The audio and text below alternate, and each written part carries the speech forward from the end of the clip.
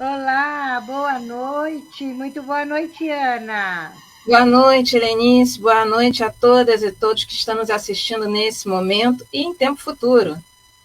Muito obrigado por vocês estarem aqui conosco. Mais uma edição de Ecos do Tempo, aqui pelo canal Consolar e Esclarecer. Eu sou Helenice Cavalcante, uma mulher de pele branca, cabelos grisalhos na altura da nuca. Estou neste momento usando um óculos de armação transparente, uso brincos de borboleta, uma blusa bege. Estou no meu escritório, ao meu fundo eu tenho uma parede branca com quadros de artistas nacionais, artistas naifes e acadêmicos. E juntamente aqui conosco está também a Ana Cláudia Arcanjo, que vai se apresentar para vocês.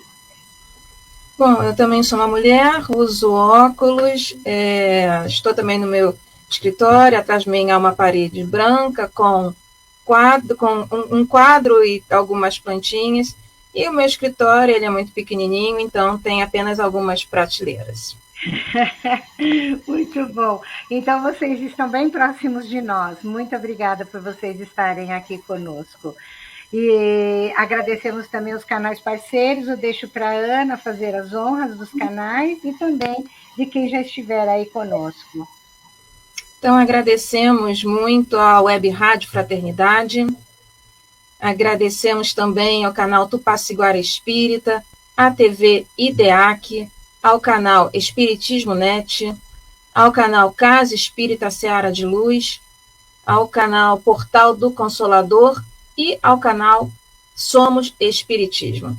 É uma alegria poder contar com essa parceria, esse carinho e esse movimento aí de divulgação da doutrina espírita, porque isso é o que importa.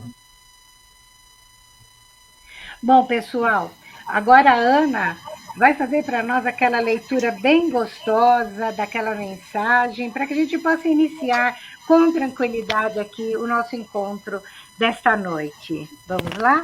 Então, vamos lá. Então, a leitura hoje é da coleção Fonte Viva, do livro Ceifa de Luz, capítulo 57, e o título é Doação e Nós.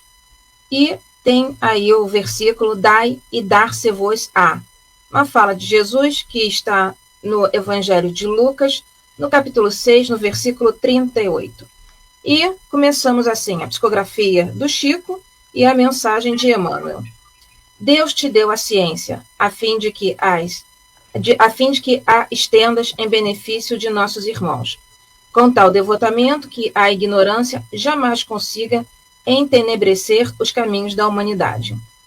Deus te deu o discernimento, para que o teu concurso verbal ajude a compreensão dos que te ouvem, de tal modo que a tua presença, seja onde for, venha a se constituir em luz que dissipe a sombra do desequilíbrio e o nevoeiro da discórdia.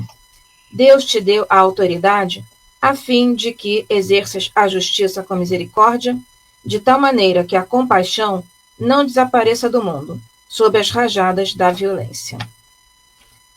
Todos somos tão somente usufrutuários dos bens da vida, os quais, no fundo, pertencem unicamente ao Senhor do Universo, que nos conserva nas mãos, segundo o proveito e o rendimento que lhes venhamos a imprimir. Dai e dar-se-vos-á, afirmou Jesus. Isso, na essência, quer dizer, Deus te dá para que deixe. Então, essa é a nossa leitura de hoje, né? Vamos lá, então, Ana? Vamos lá. Eu achei que você ia fazer. Ah, tu! É porque aí eu faço a leitura e você... Não tem problema, faço. Então, eu convido todos vocês que estão aí conosco, que se sentirem à vontade, podem fechar os olhos. Se não se sentir à vontade, fechar os olhos é tão somente para não se deixar influenciar pelo ambiente externo. Vamos assim nos permitindo estar envolvidos em toda essa energia boa que vem do coração do universo, que é o mesmo coração que pulsa em nós. A essência divina que pelo Pai a nós foi concedida no ato de nossa criação. Agradecemos a Ti, ó Pai, por esta oportunidade reencarnatória. Agradecemos a Ti, Mestre amado Jesus, por nos permitir estar aqui agora, cumprindo esse processo evolutivo no seu planeta tão lindo, tão belo, tão acolhedor. E agradecemos aos benfeitores espirituais dos canais parceiros deste canal e os nossos queridos companheiros espirituais, por nunca nos abandonarem e serem conosco os nossos parceiros nesta caminhada. Que sejamos envolvidos em muita alegria, envolvendo também o nosso convidado, que já estaremos apresentando. Então, nessa vibração de muito amor, que nós trazemos o nosso querido Marcos Demário. Marcos, seja muito bem-vindo. Eu que agradeço a você, Ana Cláudia, a você, Lenice, por esta oportunidade de estar aqui no programa Ecos do Tempo, para conversarmos um pouco a respeito da educação na visão do Espiritismo. Muito obrigada, Marcos. Marcos já é conhecido de algumas pessoas aqui do canal, inclusive da criadora do canal, a Filomena Queiroz, e nós tivemos a oportunidade também de fazer algumas atuações aqui no próprio canal, com ele como convidado em outros programas. E é a primeira vez aqui no Ecos do Tempo. Muito obrigada, Marcos, pela sua presença. Ana, nós vamos hoje inverter, não é? Primeiro vamos deixar o nosso convidado falar, porque afinal de contas ele está abrindo uma exceção, ele vai ter uma atividade assim que ele encerrar a fala dele, ele logo sai, e a gente apresenta as efemérides do mês pós-saída do Marcos. Ana, você quer apresentar o Marcos para nós? Bom, o Marcos é um querido, né? Eu não conheço pessoalmente, mas já ouvi muito de você. Então, Marcos Demário é educador, escritor, palestrante, coordenador do Seara de Luz, que é um grupo online de estudos espíritas, editor-chefe da revista Educação Espírita, editor do canal Orientação Espírita e programador e apresentador dos programas Espiritismo e Educação e o Evangelho em Espírito e Verdade. E autor de apenas 40 livros. Só isso, viu, gente? Só isso. Então, Marcos, nós ficaremos aqui ao lado, mas a palavra é sua, sinta-se à vontade. Muito obrigado. Realmente é um prazer estar com vocês e ter esta oportunidade de conversarmos desse tema, educação em Kardec. E vamos iniciar lembrando que quando falamos de Allan Kardec, o codificador do Espiritismo, nós estamos falando de um grande educador, de um grande pedagogo, o professor Hippolyte Léon Denisard Rivaio, que estudou com o não menos famoso e muito importante educador, que foi Pestalozzi. Isso ocorrendo lá na Suíça, na cidade de Yverdon, no instituto de mesmo nome, que havia sido fundado por Pestalozzi em 1805. Segundo os registros, ainda não Allan Kardec, mas o menino Denisard Rivaio chegou no instituto de Yverdon com 10 anos de idade. Como ele nasceu em 1804, então a entrada dele no instituto foi no ano de 1814.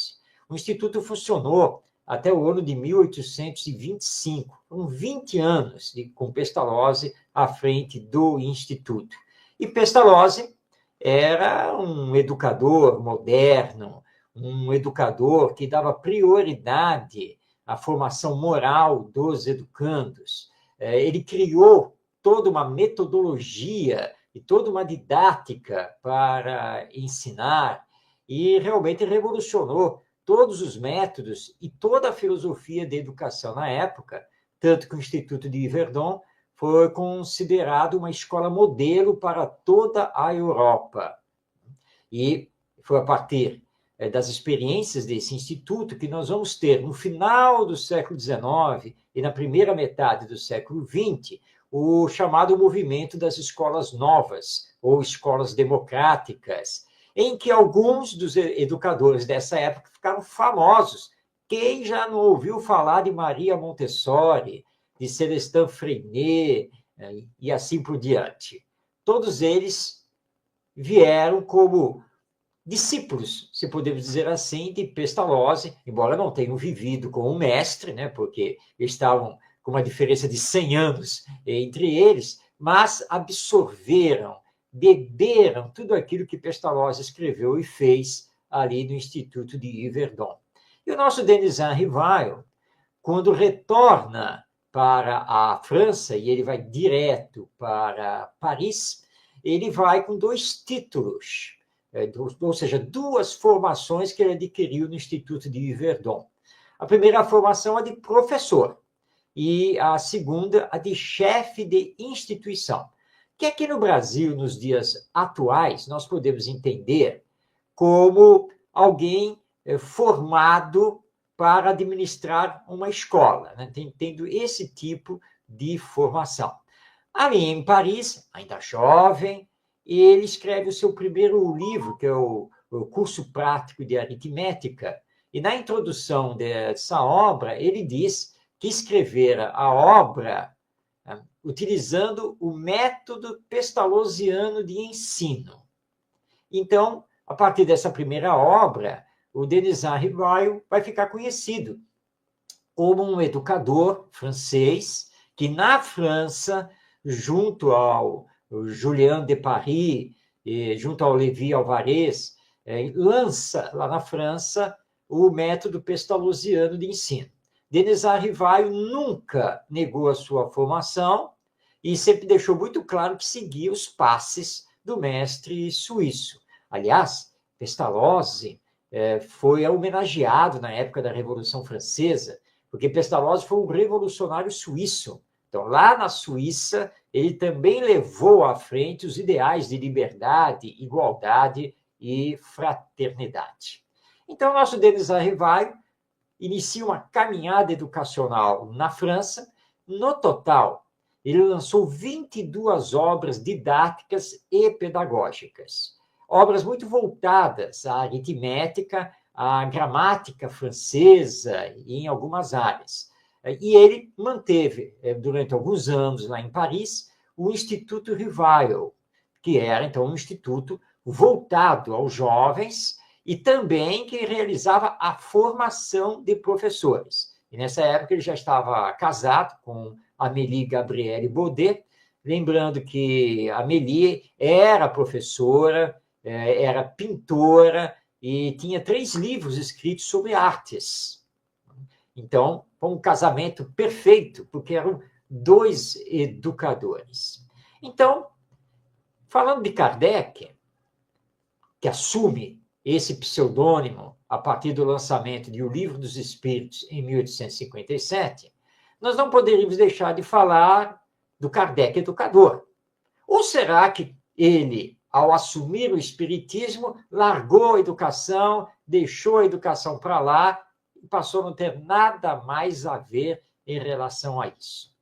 Bem, nós podemos afirmar que isso é impossível, porque o espiritismo, que surge com o Livro dos Espíritos, é essencialmente doutrina de educação. Ora, se o espiritismo é doutrina de educação do espírito imortal e reencarnado, o Kardec educador há de existir. E, obviamente, que a educação deve estar nas obras da codificação espírita assinadas por Kardec. Então, ao fazermos essa afirmação, nós vamos correr aqui para o Livro dos Espíritos e, avidamente, abrir o seu índice. Vamos procurar a educação. Então, onde está lá a educação? Onde Kardec tratou da educação com os espíritos? E aí vem uma grande decepção. Nem a palavra educação existe no índice de O Livro dos Espíritos.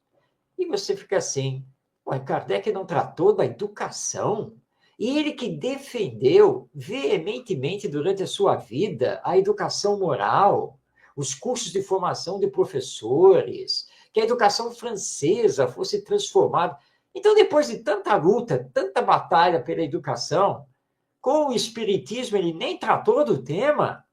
Calma. Não tem nada no índice, mas vamos dar uma olhada melhor nesse índice de O Livro dos Espíritos. Então, quando nós damos essa olhada melhor, nós vamos descobrindo, dentro dos subtemas, nos diversos capítulos que formam o Livro dos Espíritos, nós vamos encontrando a educação. Kardec tratou sobre a infância, sobre a missão dos pais, trata sobre a educação moral, etc. É um conteúdo maravilhoso que, na verdade, nós temos em O Livro dos Espíritos sobre educação. Isso nos chamou a atenção já há um bom tempo e nós começamos a desdobrar, então, artigos, através de pesquisas, sobre esse conteúdo de O Livro dos Espíritos que é ligado à educação. E acabou surgindo um livro por causa disso, né? E que está aqui nas minhas mãos, que eu vou colocar aqui na tela, que é o livro Educação com o Cristo, que foi publicado pela Federação Espírita do Estado de Goiás.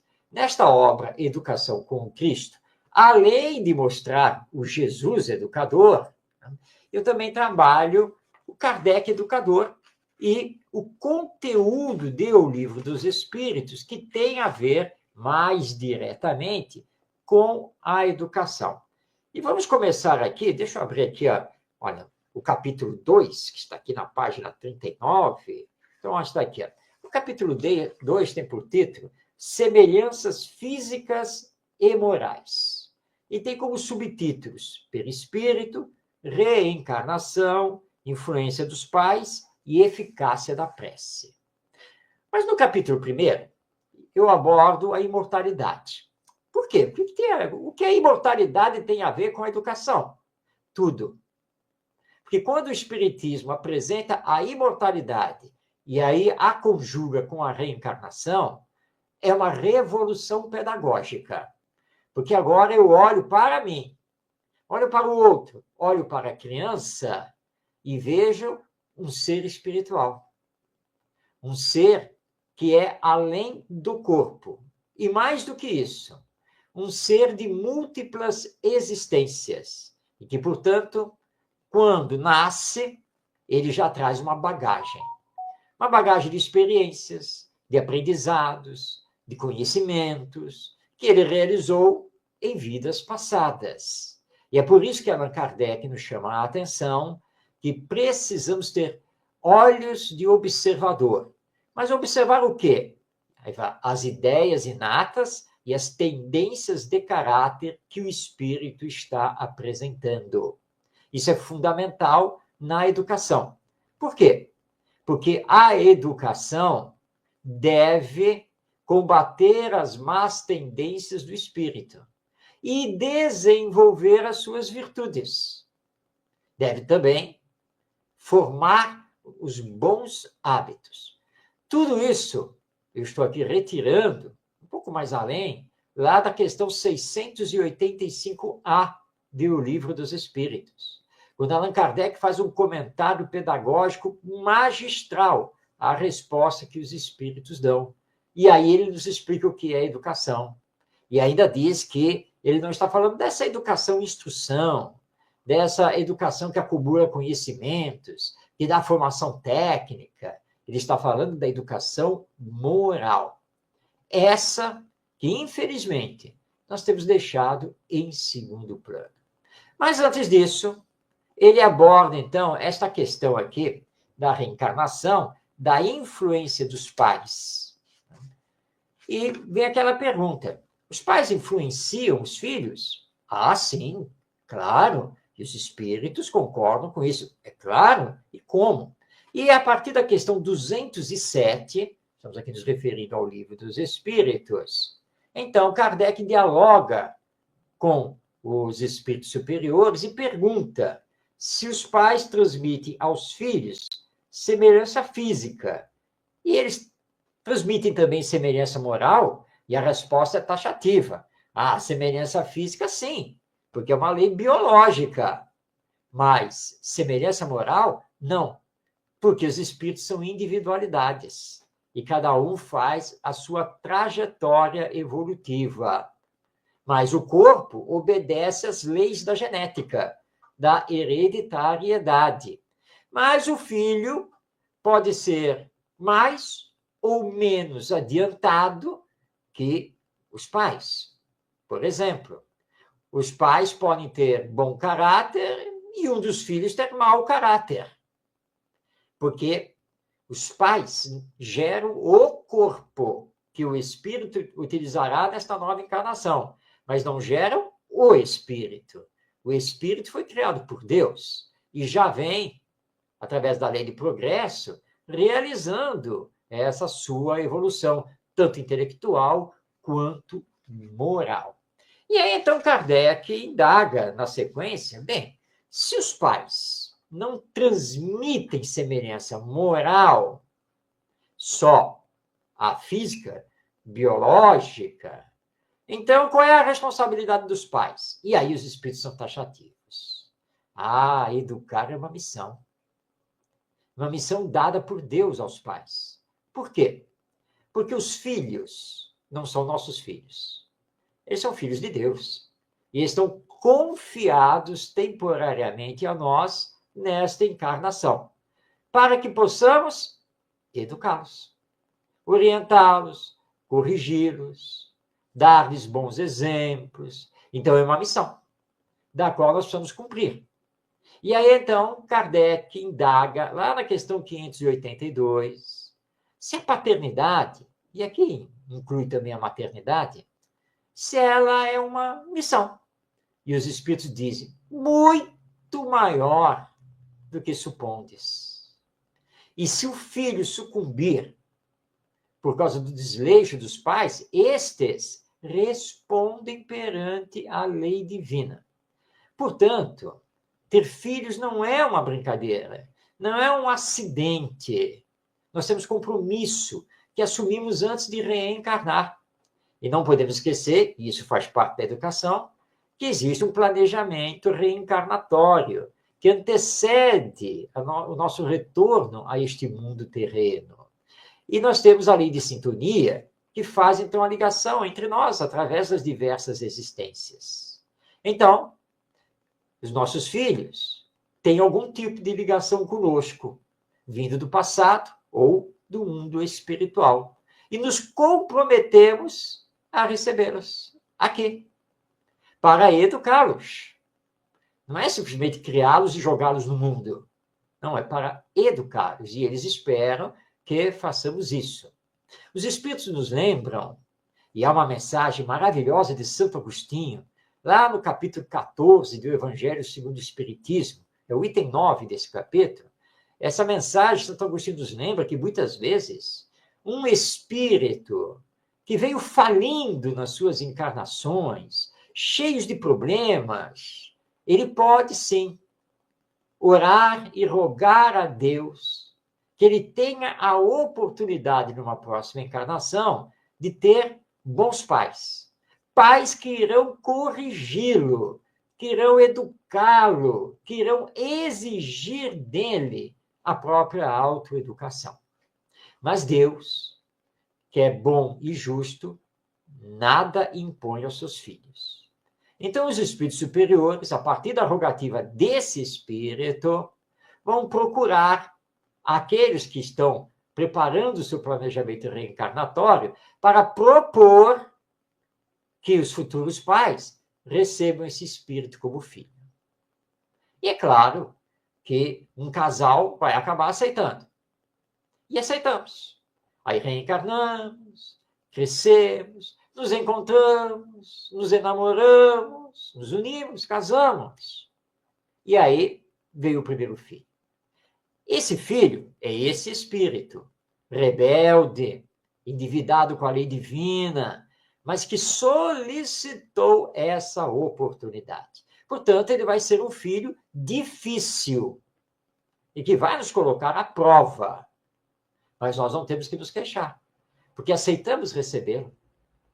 Por isso, os pais não devem fazer aquela famosa pergunta: o que foi que eu fiz para merecer esse filho? Não, o que você fez foi aceitá-lo para esta encarnação. Só que você prometeu que iria amá-lo, queria renunciar a favor dele, queria lutar para que ele conseguisse se melhorar. Então, nós não temos que nos queixar. E tem o outro lado desse caso, que é quando o nosso filho é alguém que nós prejudicamos no passado e que ele ainda não conseguiu totalmente nos perdoar. E aí é óbvio que, pela lei de sintonia, vai haver um choque entre pai e filho, mãe e filho, filho e pai e mãe, vai haver um choque aí. Mas por que nós estamos juntos? Porque é na convivência onde aprendemos a amar. E o amor é a base da educação. Então é preciso fazer todos os esforços para amar. E aí vem a sabedoria divina, quando Allan Kardec, em O Livro dos Espíritos, conversa sobre a infância, ali, mais ou menos a partir da questão 350. Por que, quando reencarnamos, passamos pelo período da infância? O Espiritismo explica. É porque o espírito, assumindo um novo corpo e uma nova personalidade, ele tem que jogar lá para o porão da sua consciência o seu passado. Porque senão, nós não conseguiríamos amá-lo, e muito menos educá-lo, porque iríamos olhar para ele e logo reconhecer aquele lá do passado. Ora, se formos inimigos do passado, vai ser impossível a convivência. Então, Deus criou a infância para que, nesse estágio, o espírito desse corpo frágil represente a inocência. Claro que, como espírito, ele pode não ser nada inocente, mas ele não pode se manifestar nesse corpinho frágil de criança, que está lá na primeira infância, ainda mais como bebê. E isso nos enternece, mexe conosco. E aí nós amamos e começamos a cuidar, porque é nosso filho. E o passado ficou lá no passado. Mas ele tem as tendências de caráter, tem as ideias inatas. Ele não é um bibelô, não é um brinquedo, não é um enfeite. Na medida em que o corpo vai se desenvolvendo, vai permitindo que ele mais e mais se manifeste. Então, você não pode começar a dizer, mas isso é coisa de criança, isso é fase, depois passa. Não, não é coisa de criança e nem é fase. Porque se é ruim, se não é uma coisa boa, se ele não sabe respeitar os irmãos, se ele já está na escola e não sabe conviver com os seus colegas, isso precisa ser trabalhado. E tem que ser trabalhado pela educação, com muito diálogo, porque é em casa que se aprende. Por isso, Emmanuel nos diz que o lar é a primeira escola. Os pais não podem achar que é a escola que vai educar. Mas, infelizmente, às vezes nós ouvimos esse tipo de expressão. Já cuidei da educação do meu filho, matriculei-o na escola. Então, tem aquela história daquela mãe que foi procurar o guru lá da aldeia, o grande mestre, com uma pergunta. Quando eu devo iniciar a educação do meu filho? Esse guru olhou para essa mãe e respondeu com uma pergunta. Mãe, quantos anos tem o seu filho? E ela respondeu, ele está com 3 anos. Então, ele arrematou, dizendo, então, mãe, a senhora já perdeu 3 anos. Porque a educação começa no lar. E é o que o Espiritismo defende. Por isso, a família é tão importante na visão do Espiritismo. Imaginemos aqui a figura de uma professora da educação infantil ou do ensino fundamental que trabalha em 2 escolas com várias turmas. Turmas que vão de 20, 25 até 40 alunos. Ela ama a profissão, adora o magistério, gosta de trabalhar com as crianças, tem ideal. Mas, diariamente, ela tem diante de si 100 a 120 crianças. Por mais amor que ela tenha, não vai conseguir atendê-los individualmente. E ela não existe para substituir a mãe e nem o pai. Então, quando dizemos que ao colocarmos o filho na escola, nós estamos cuidando da educação dele, isso é um tanto quanto equivocado. Claro que a escola é uma instituição humana de educação e tem um papel importantíssimo na formação das crianças e dos jovens. Mas a escola sozinha não pode fazer essa educação. Ela precisa dos pais, precisa da família. E aí o Espiritismo nos conclama para que possamos unir família e escola. É isso o que nós precisamos fazer. Porque se não fizermos isso, teremos problemas muito sérios. Como, aliás, já estamos tendo. E aí, então, Allan Kardec, sem sairmos ainda do Livro dos Espíritos, se bem que nós já citamos aqui o Santo Agostinho, lá em O Evangelho segundo o Espiritismo, mas Allan Kardec, ainda em O Livro dos Espíritos, vai nos ofertar, então, a questão 917. Essa é uma questão muito importante. Por quê? Porque Kardec indaga dos espíritos como nós podemos destruir o egoísmo. Porque os espíritos, na obra básica, nos informam que o egoísmo é a maior chaga moral da humanidade. Que todos os nossos vícios têm por base o egoísmo. Então, é preciso combater e destruir o egoísmo. Como vamos fazer isso? E aí os espíritos respondem e mostram que precisamos fazer isso através da educação. E Kardec faz um comentário. E nesse comentário a essa questão 917, ele então vai nos dizer da necessidade, outra vez, da educação moral. Não é educação moral através dos livros, não é educação moral através de histórias ou contos moralizantes, mas a educação moral que leva o educando a entender que somente deve fazer aos outros o que deseja que os outros lhe façam. E essa regra foi ensinada por Jesus. E os espíritos batem nessa tecla. Se aplicássemos essa regra de ouro da educação, nós já estaríamos felizes aqui na Terra há muito tempo.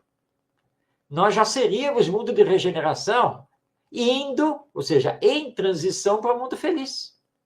Se fizéssemos ao outro somente o que desejamos, o que o outro nos faça. Essa é a grande regra. E é isso que a educação moral vai trabalhar, utilizando o suporte da inteligência, porque no verdadeiro processo de educação é preciso fazer pensar, refletir. A única maneira do nosso educando apreender. E apreendendo, praticar. Vivenciar. Por isso, na evangelização que normalmente os centros espíritas desenvolvem, não basta ensinar o evangelho às crianças e aos jovens. É preciso levá-los à vivência. É isso que nós precisamos fazer. Nós podemos aqui agora começar a citar, decore salteado, como se dizia antigamente, questões do Livro dos Espíritos, passagens do Evangelho, ensinos de Jesus, dar as referências, é a pergunta número tal, está lá no capítulo tal, do versículo tal do Evangelho, mas tudo isso é só conhecimento. A questão é a seguinte: além de conhecer, você pratica? Você está em casa, você vive em paz com todo mundo, colabora, coopera, ou de vez em quando você está lá brigando, levantando a voz? E aí? O verdadeiro espírita deve ser um verdadeiro cristão, porque a educação moral para o espiritismo tem por base os ensinos morais do nosso mestre Jesus. E não é por outra razão que Allan Kardec lançou, na sequência da codificação, o Evangelho segundo o Espiritismo, onde ele estuda exclusivamente os ensinos morais de Jesus. Então, nós temos muito conteúdo em O Livro dos Espíritos. Mas se pegarmos também o Evangelho segundo o Espiritismo, a Gênese, o Livro dos Médiuns, o Céu e o Inferno, nós vamos encontrar a educação. Calma, você está aí nos assistindo e pensa assim, a Gênese? O que o livro A Gênese tem a ver com educação? Ele não estuda nada disso lá na Gênese. Estuda sim, desde o início.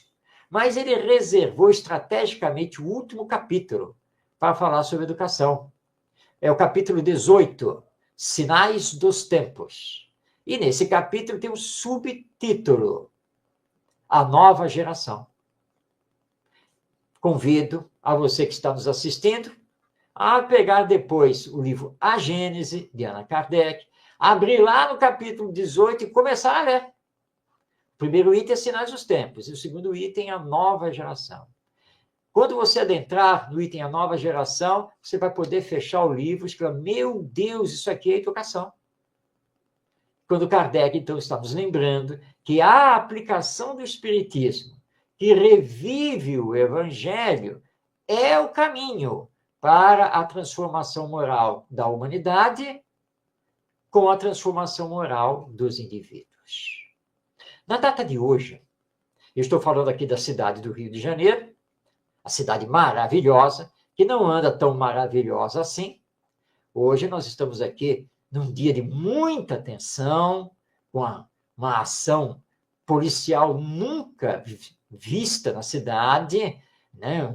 Uma situação de combate à criminalidade e reação da criminalidade a essa ação de segurança pública.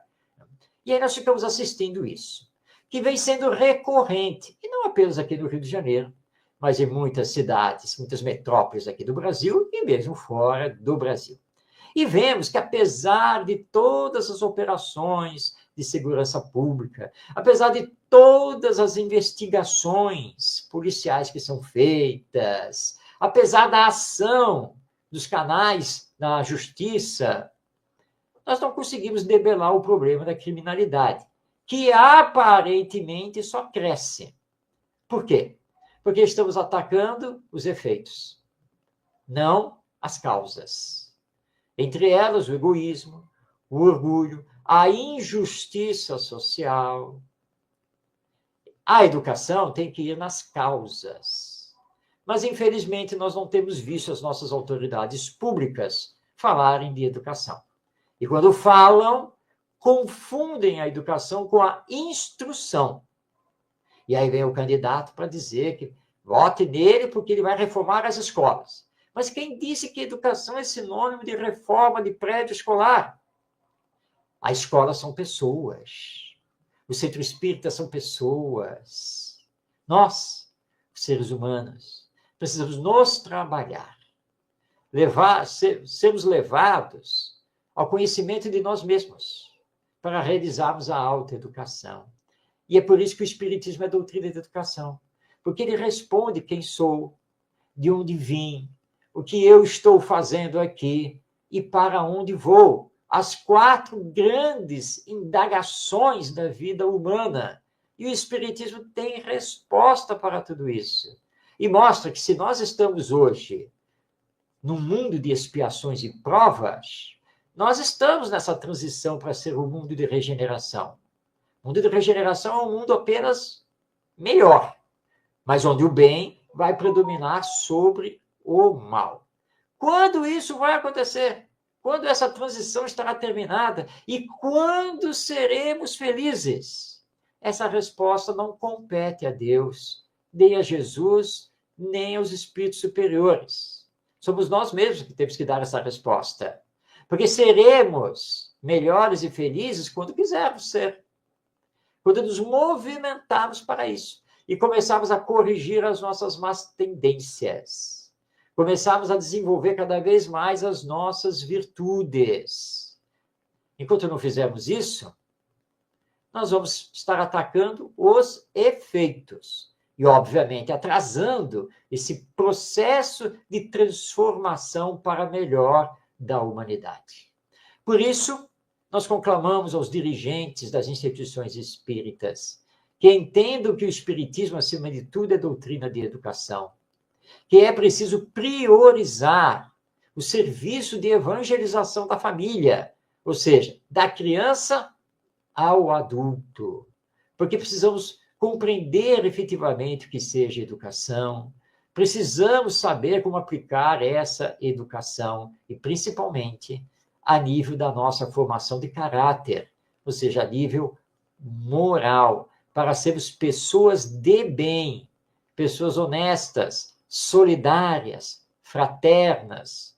E somente assim nós conseguiremos transformar este mundo para muito melhor, como, aliás, todos nós sonhamos, desejamos.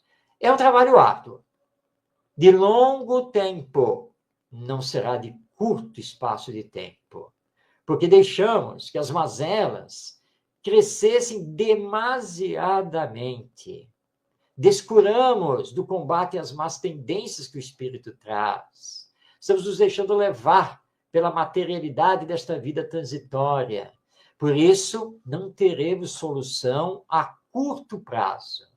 Mas, cada vez que adiarmos a aplicação da educação moral, nós estaremos complicando mais e mais a nossa humanidade e adiando a finalização dessa transição planetária.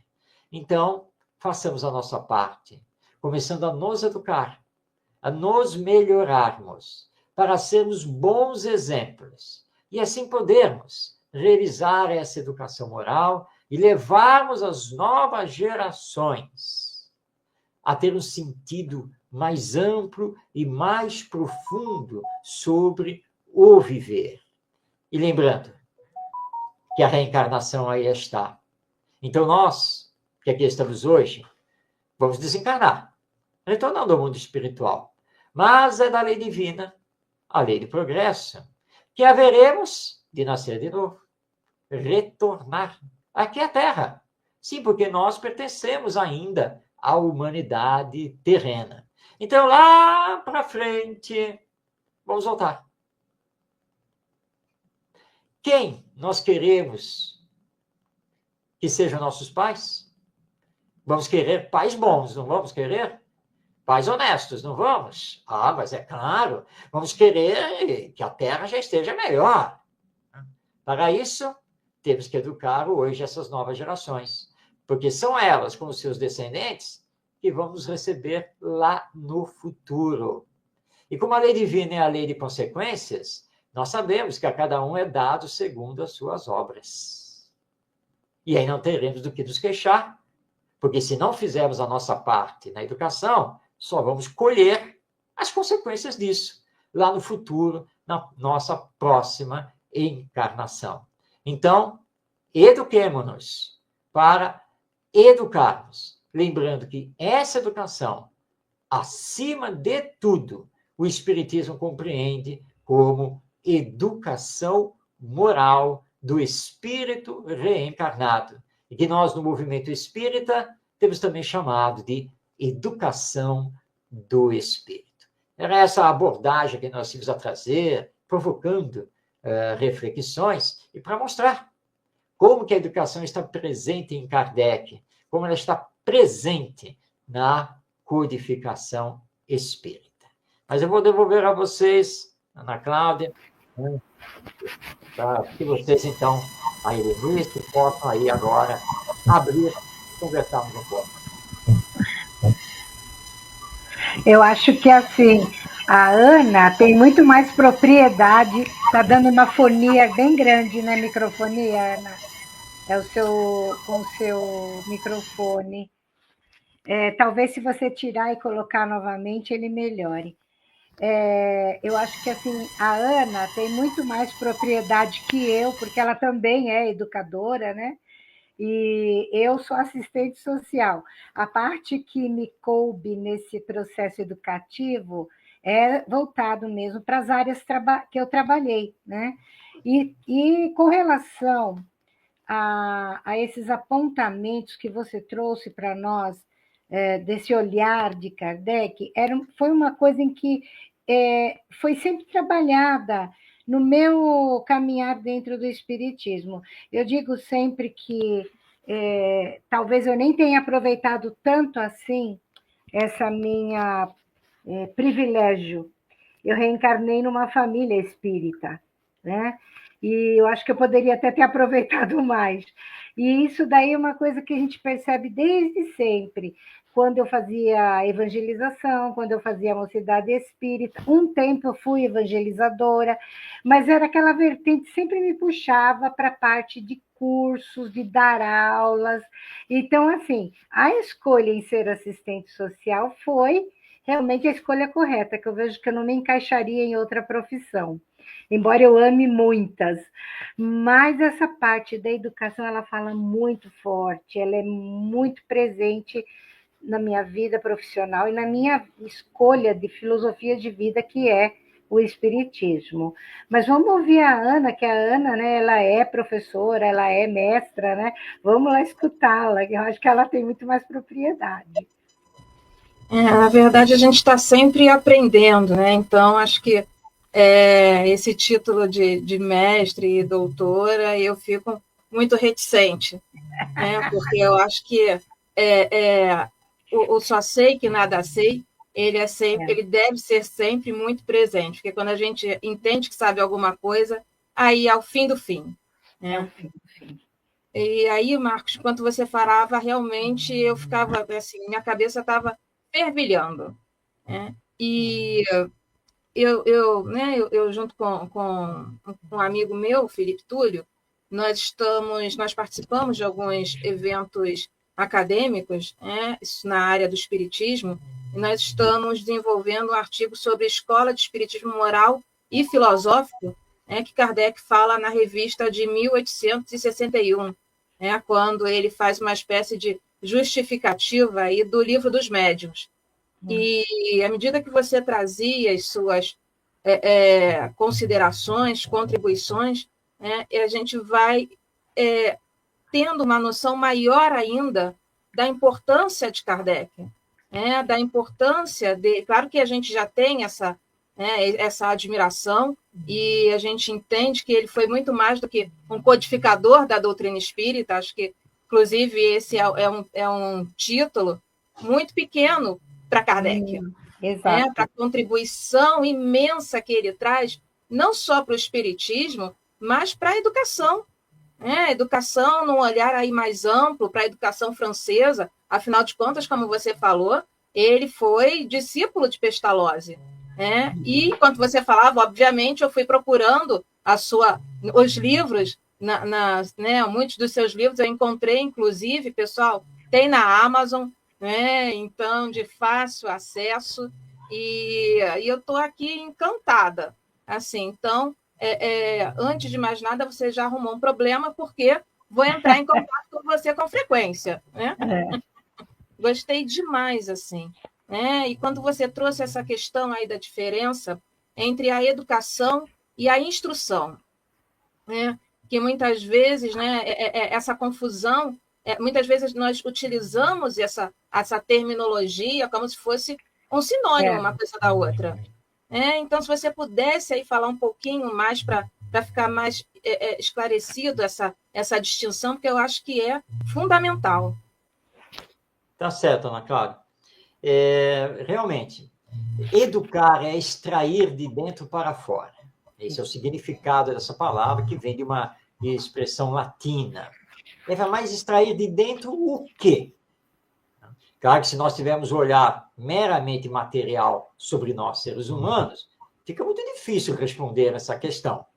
Mas, pelo olhar espiritualista, que o Espiritismo nos entrega, nós vamos compreender que o educar é extrair o potencial divino já relativamente desenvolvido do espírito.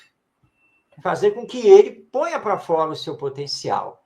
E aí, então, nós entendemos que o papel do educador não é o de ensinar. O papel do educador é o de orientar, estimular a caminhada do educando no seu próprio processo de aprendizagem. Porque, afinal de contas, ele pensa, ele sente, ele questiona, ele tem vontade, ele quer, mas muitas vezes falta a ele os estímulos. E aí é a diferença, né, do instruir, do meramente ensinar. Então, a educação é um processo integral em que o espírito, que agora está reencarnado, vai gradativamente desenvolver o seu potencial intelectual e moral. Agora, a instrução, ela se prende apenas e tão somente à aquisição de conhecimentos, nas mais diversas áreas, mas que eu posso fazer até sozinho. Hoje em dia, então, com a internet, nós temos uma facilidade enorme de pesquisar e de passar a conhecer. Eu falo muito assim, não, você não sabe fazer uma coisa? É fácil. Acione o YouTube porque já tem alguém ensinando. Tá? E você já vai aprender a fazer aquilo. Tá? Mas isso não significa que você será uma pessoa transformada, que você será uma pessoa melhor. Você tem conhecimento. Infelizmente, hoje, o processo educacional, nós nem deveríamos falar em processo educacional, mas é um processo de ensinagem. É isso que anda acontecendo nas escolas de todos os dias. Nós só ensinamos. E os alunos apenas tentam aprender e memorizar aquilo que é ensinado, mas nem sempre sabem falar sobre aquilo, entender aquilo, aplicar aquilo.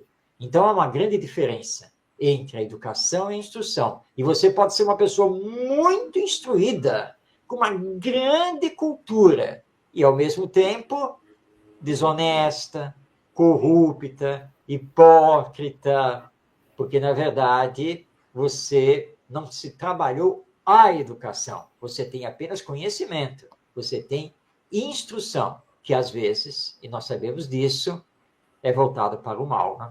Então, isso aí é a grande diferença. Ótimo. A gente sabe que está chegando aqui seu horário, mas ainda vou fazer só mais uma pontuaçãozinha, porque é muita coisa, né? Mas e o Espiritismo, né?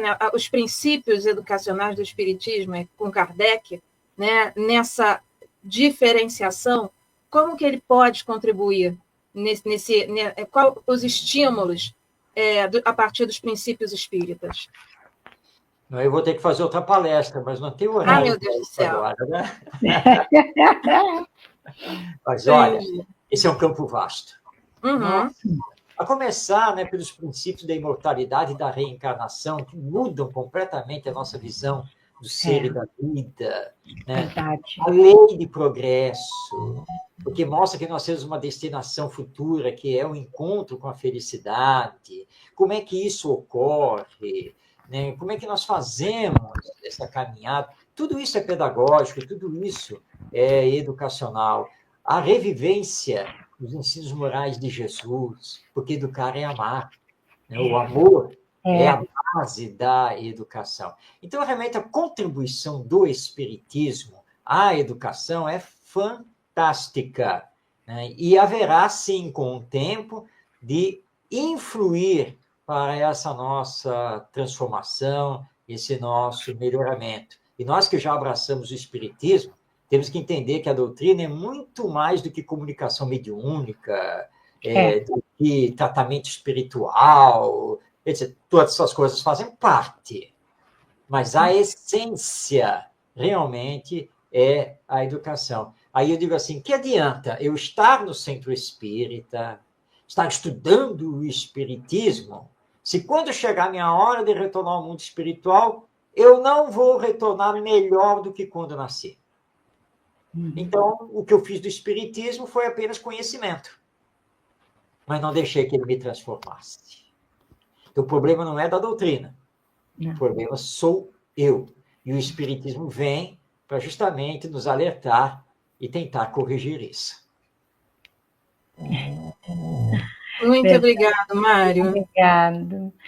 Olha, Marcos, o que fica aqui, eu acho que a gente pode dizer que uma palavra que representa muito tudo isso que você trouxe e que tem muito mais, nossa, por mim, eu agora entraria no trabalho de Eurípides Barçanufo, que teve um olhar, nossa, tão profundo sobre tudo isso, mas não é para agora.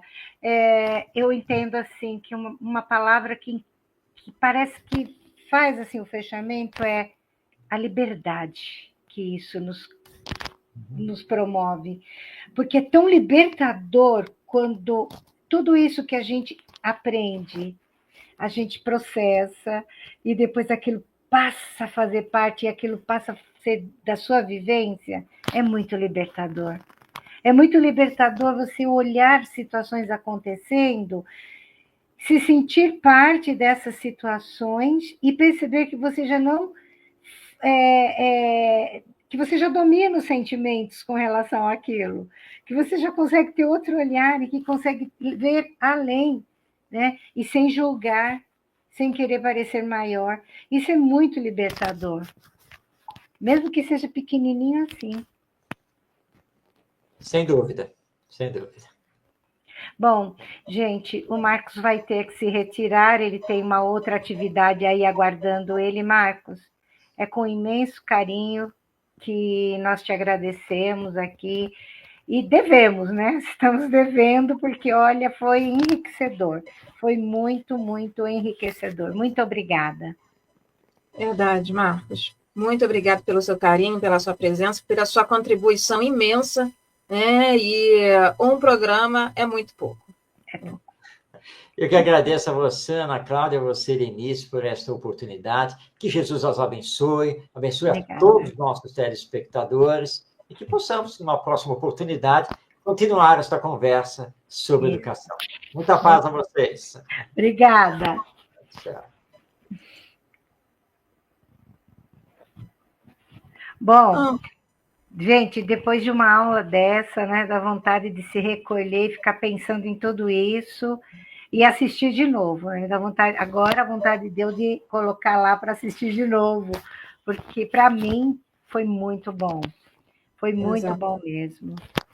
Bem, nós temos que apresentar, né, como de praxe, as efemérides, e nós temos para este mês 45 efemérides, com algumas que são assim um pouco mais conhecidas e um pouco mais, que nós podemos dizer, merecem até um olhar um pouquinho maior sobre elas, devido à relevância dentro do movimento espírita.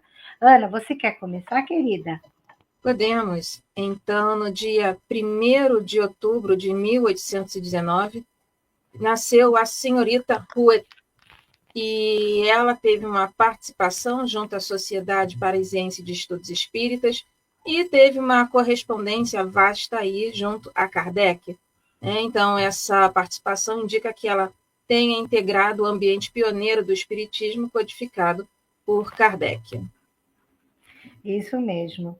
E no dia 1 de outubro de 1923, é fundada em Buenos Aires a revista La Ideia, que, assim, se inspirou na revista espírita dentro daquilo que ela tinha em termos de realidade do movimento espírita argentino.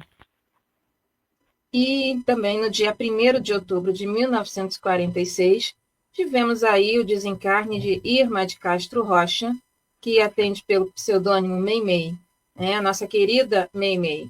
E ela desencarnou em Belo Horizonte, aqui onde nós estamos nesse momento, e após o desencarne, o seu espírito, ela retornou, obviamente, ao mundo espiritual e passou a trazer mensagens aí que auxiliaram na divulgação do espiritismo, da educação da prática evangélica através de mensagens trazidas pelo nosso amado Chico.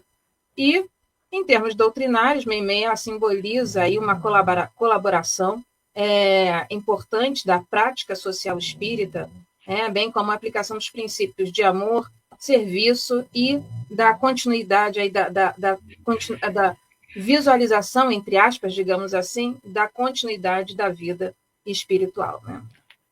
Grande exemplo, Meimei. O pouco tempo que ela esteve conosco aqui, encarnada, aliás, é de outubro o seu reencarne, né? Ela marca o mês de outubro, tanto para o nascimento quanto para o desencarne. Meimei deixa-nos aí um grande exemplo no âmbito da prática do bem, da aceitação do outro, e é muito interessante que ela tem uma marca muito grande, de tal maneira que aqui hoje muitas instituições levam o seu nome, e principalmente instituições voltadas para o amparo à infância. Só aqui em São Bernardo nós temos mais de uma casa espírita, acho que são 3 casas espíritas, 2 instituições, sendo uma delas com acolhimento de crianças no processo ou de orfandade ou dos pais de perda de pátria e poder. Mas vamos seguindo. Dia 2 de outubro de 1860, nós temos o nascimento na Espanha de Angel Aguaró, deve ser assim, fundador e presidente da Federação Espírita do Rio Grande do Sul. E, gente, a Federação Espírita do Rio Grande do Sul, embora não tenha o mesmo período de existência das federativas mais velhas do país, né, como o caso a do Rio de Janeiro, depois São Paulo, ela já chegando, ela tem assim, um papel importantíssimo no fortalecimento e divulgação do movimento espírita lá na região sul do país. Sim. Vamos lá. Lenice, eu acho que esse barulho não é meu microfone, não. Eu acho que é meu cachorro roncando. Não, roncando também, mas está fazendo pi o tempo Ainda inteiro. Ainda está fazendo? Tá, mas deixa lá, vamos continuar, que agora ele está baixinho. E é mais quando você fala só. Então, vamos lá. No dia 2 de outubro de 1919, tivemos aí também o nascimento do médium e escritor espírita Rafael Américo Ranieri. Então, ele ficou conhecido no espiritismo, principalmente pelo programa Alvorada Cristã, que foi transmitido durante décadas em rádios de São Paulo e também foi colaborador da Federação Espírita do Estado de São Paulo. Então, ele foi escritor, foi radialista espírita e atuou durante um longo período com a expansão dos meios de comunicação do Brasil. Então, o nascimento de Rafael Américo Ranieri, ele marca o surgimento de um comunicador que levou o espiritismo às massas, transformando o rádio em instrumento de evangelização e o diálogo com a sociedade brasileira. Eu sabia que você ia fazer isso, porque eu fiquei só esperando que você ia trazer do Ranieri. E ele, como escritor, né, tem algumas ficções, mas que, segundo ele, as suas ficções foram escritas por orientação dos mentores espirituais, são excelentes as obras, né? O Abismo, A Segunda Morte, e ele tem também um livro biográfico do Chico, me foge o nome do livro agora, mas era com o Chico ainda entre nós, né? Não é biografia pós-mortem, e é muito bom o trabalho dele. Bom, seguindo aí, em 2 de outubro de 1920, a fundação do Centro Espírita União e Caridade, em Paraíba do Sul, Rio de Janeiro. A gente não trouxe comentários específicos, porque a gente tem várias fundações em meio a todas as efemérides que a gente traz em todos os meses e anos. Bom, e também, 2 de outubro de 1998, tivemos aí a abertura do 2º Congresso Espírita Mundial, que aconteceu em Portugal, e foi realizado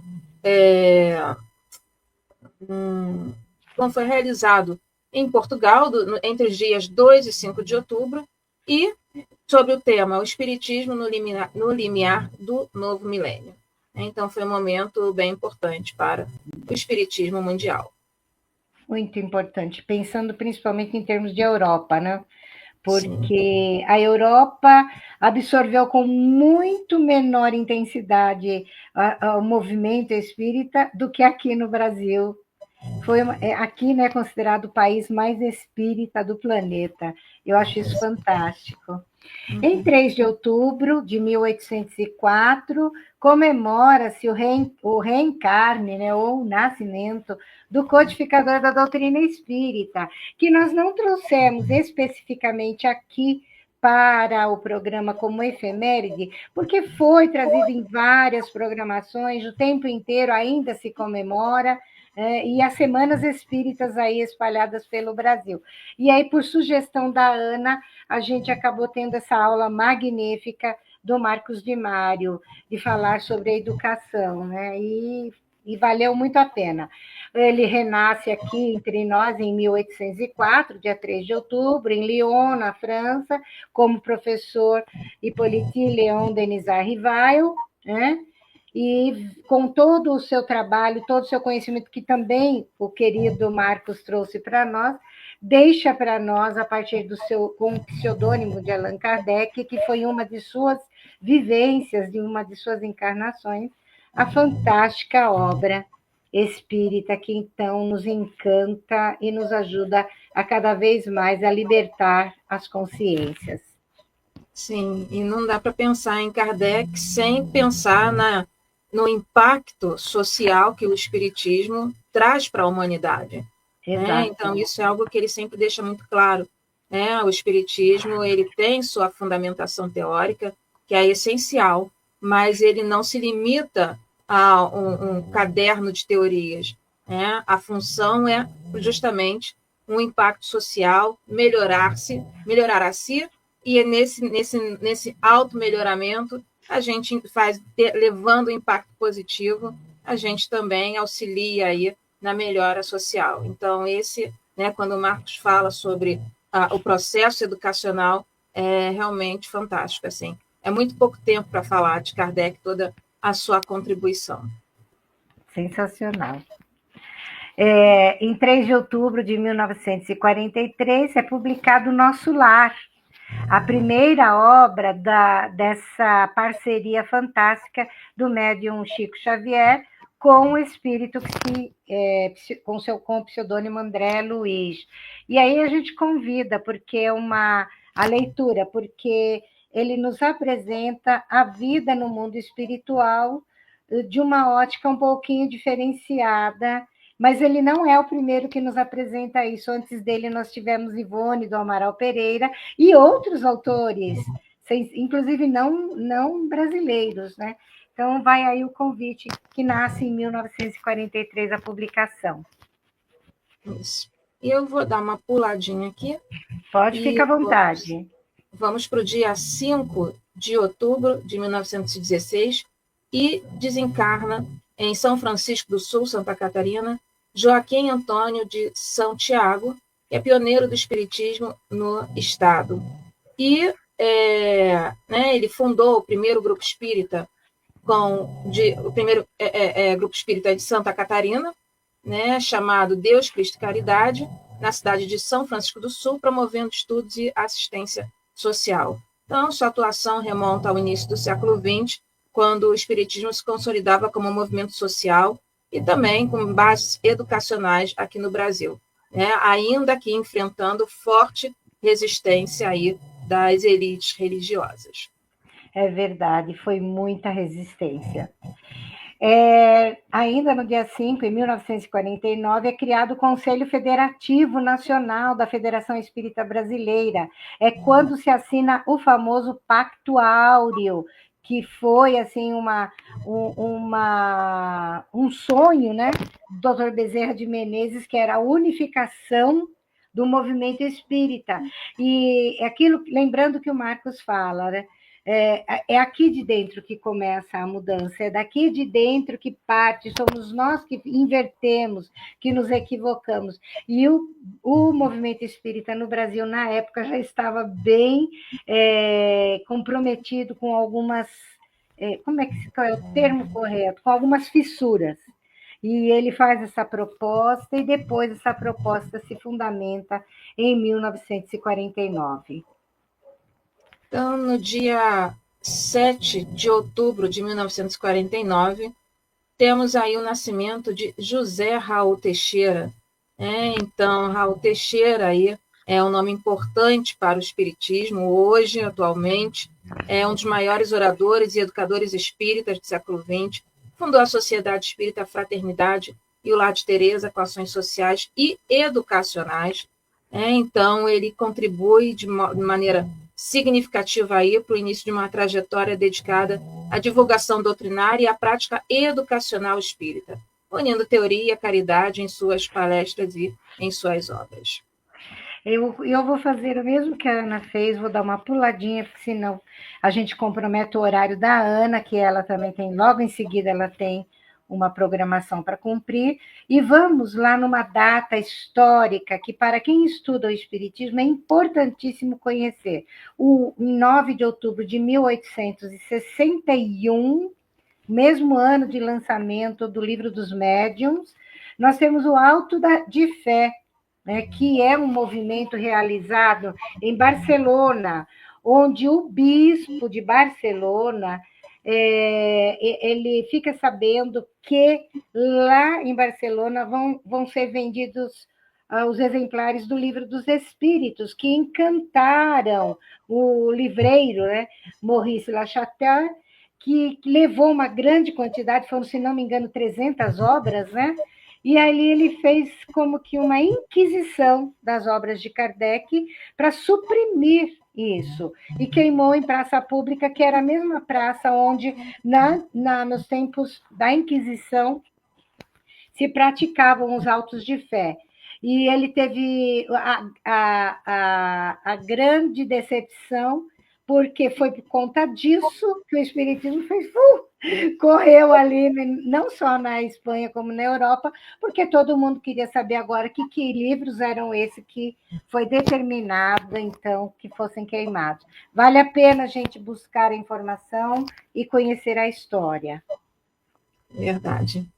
Bom, e no dia 9 de outubro de 1977, tivemos aí o lançamento da campanha nacional de evangelização espírita infanto-juvenil, que foi inspirada nos princípios pedagógicos de Kardec e nas obras de educação moral do espírito, integrando evangelização e responsabilidade social. Então, a Federação Espírita Brasileira, a FEB, tinha por meta difundir a educação espírita cristã entre crianças e jovens. Muito bem.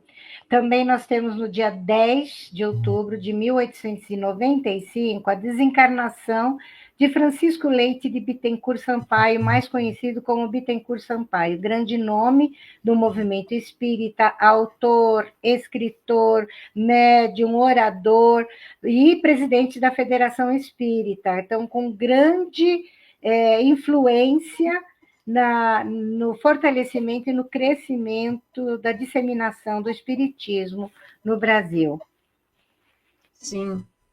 Bom, e no dia 11 de outubro de 1966, nós tivemos aí o desencarne de Pedro de Camargo, mais conhecido como Vinícius. Vinícius foi pseudônimo de Pedro de Camargo, foi um grande escritor e conferencista, autor da obra, talvez uma das mais conhecidas dele, Em Torno do Mestre, e as obras dele tratam sobre o Evangelho à luz do Espiritismo. E o desencarne de Pedro Camargo representa aí tem uma importância grande para a educação espírita, porque a linguagem que ele utiliza é muito acessível e os temas sempre voltados à moral cristã.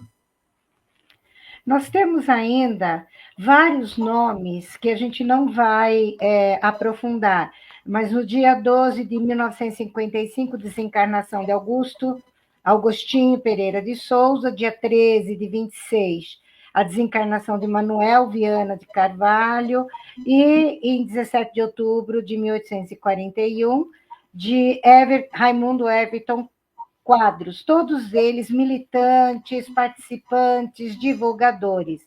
E também em 1892, no dia 18, a desencarnação de Alfred Didier, que eu não vou aprofundar também, não sei que a Ana queira.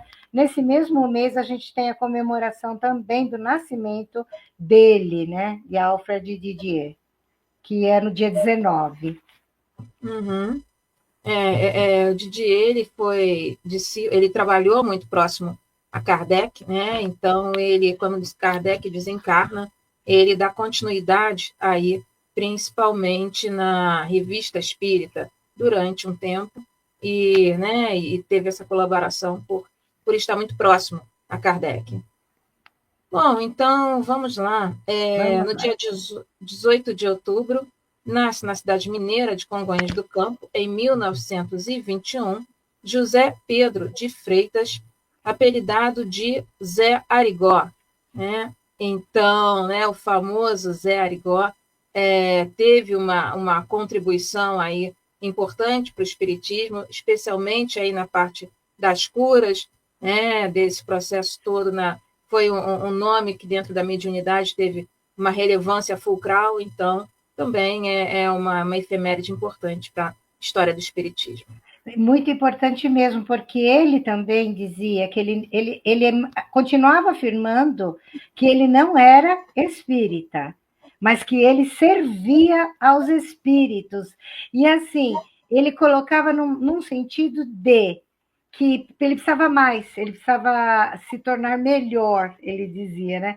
Então isso é muito bom. E o filme que foi feito dele aí, acho que há 2 anos atrás, ou mais até, retrata bem fielmente a pessoa que ele foi.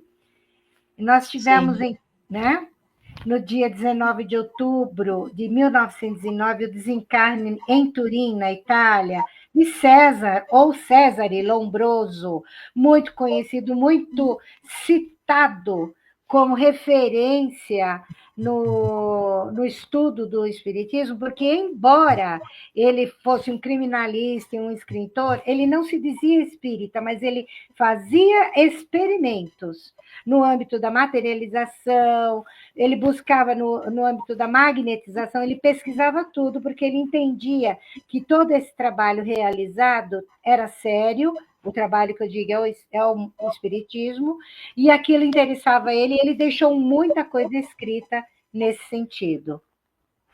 Isso.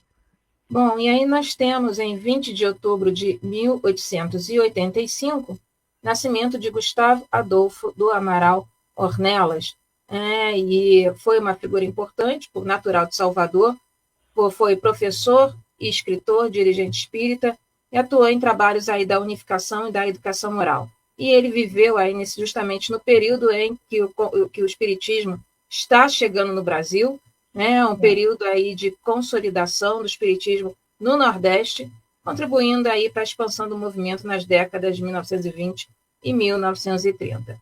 Então, ele é também um educador nordestino que propaga aí o espiritismo, né, em terras brasileiras.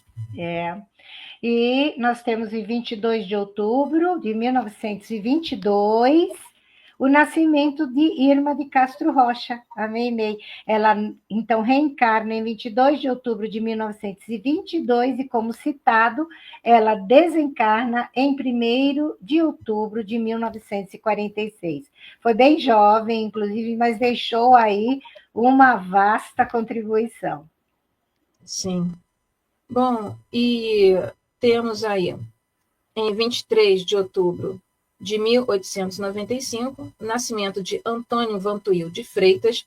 Ele nasceu, né, no dia 23 de outubro, na cidade de Patrocínio, e desencarnou no dia 11 de março de 74, e foi presidente da Federação Espírita Brasileira durante 27 anos consecutivos.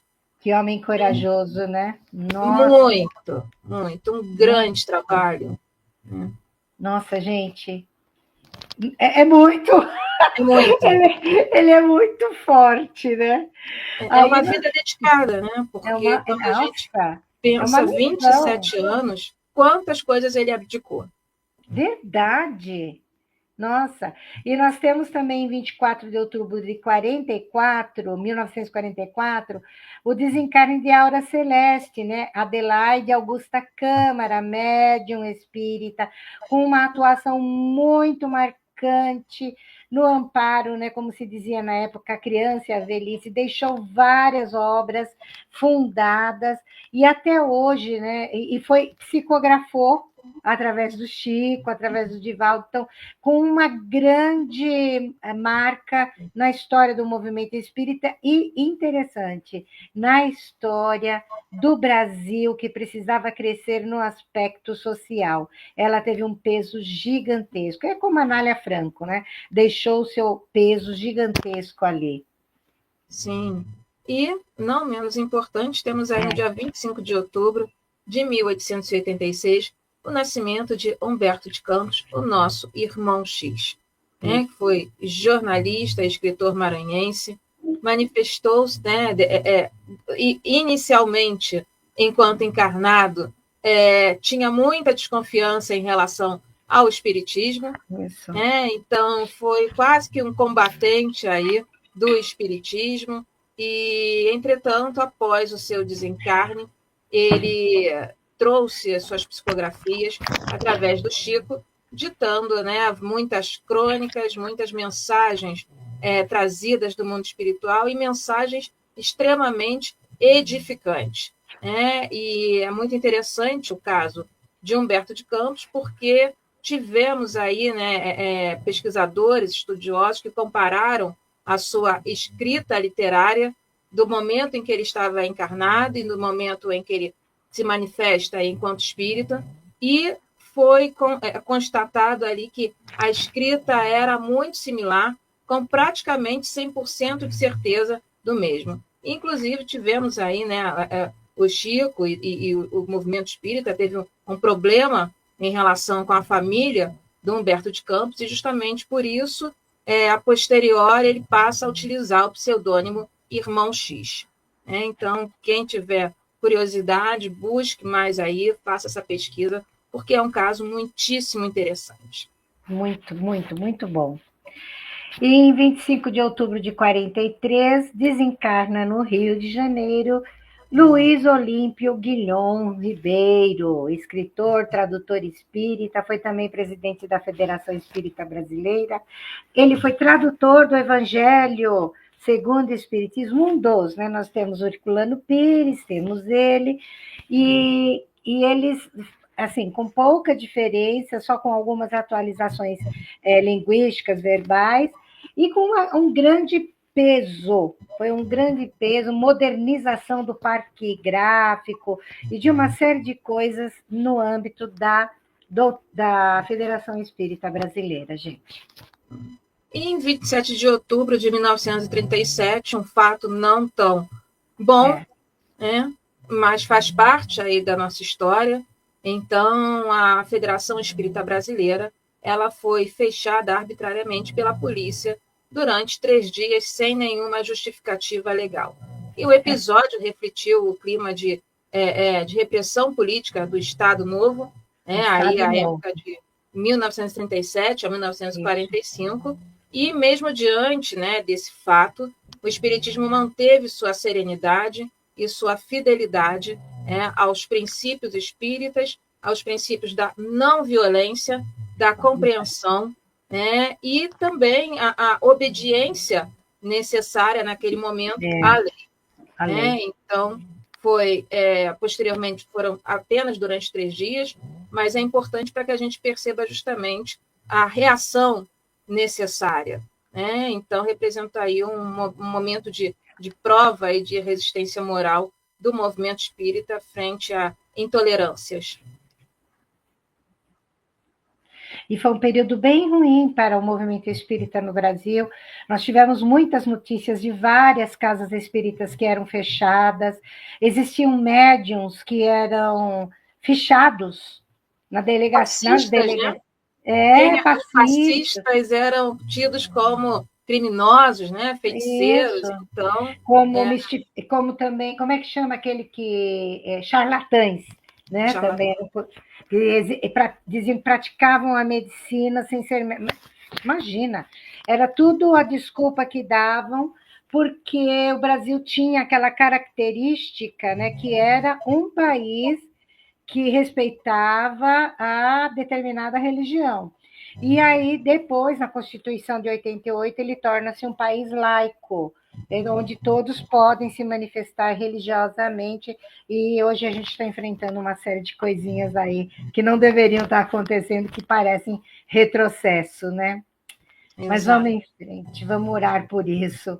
Vamos Em, não é? Em 30 de outubro de 1913, nasce Rodolfo Caligares, gente, na cidade americana, aqui no estado de São Paulo, que é um espírita que ele, desde cedo, ele trabalha na causa do espiritismo, passa a estudar, ficou aí 40 anos trabalhando junto às federativas, fez parte como fundador do Lar Espírita Espiridião Prado, em 1964, foi diretor dessa instituição, mas o interessante é que ele ajudou também, né, nas uniões municipais espíritas, a de Rio Claro, aqui no estado de São Paulo, porque ele morou aqui na região, mas o mais legal é que ele era um escritor fantástico, e várias obras dele, que foram inspiradas, e também são obras de autoria própria, elas são base de muito de subsídio de estudos, quando a gente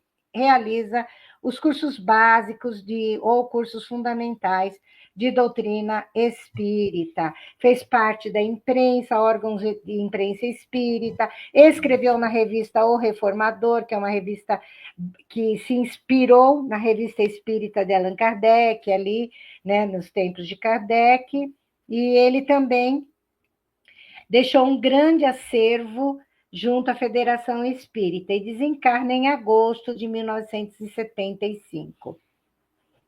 E no dia 30 de outubro de 1937, tivemos aí o desencarne de Francisco de Menezes Dias da Cruz.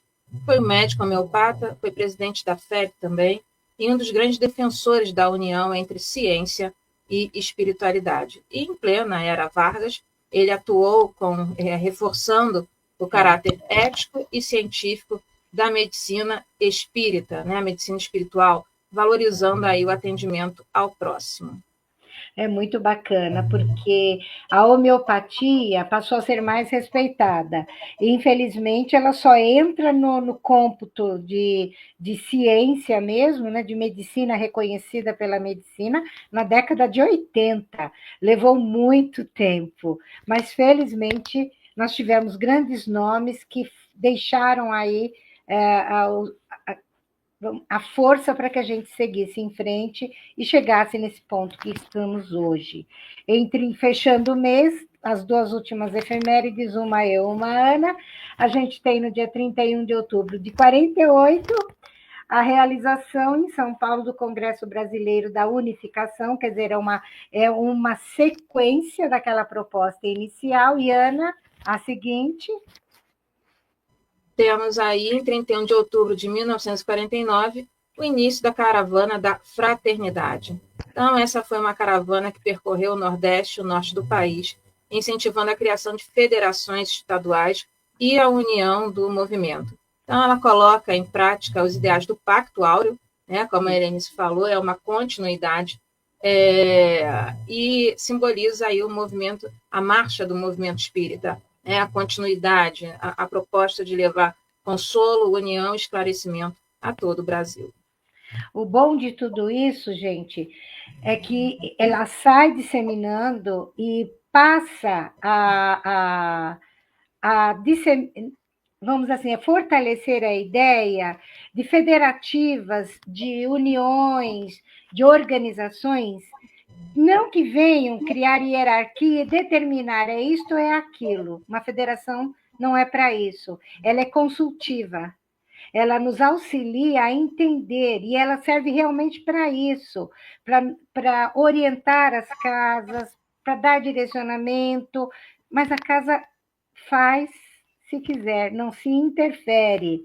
Né? Tanto que a gente vê que tem casas e casas espíritas espalhadas pelo país que não são filiadas a nada, mas, no entanto, buscam muitas vezes essa orientação, essa luz de como se conduzir para não infringir qualquer tipo de determinação legal no país.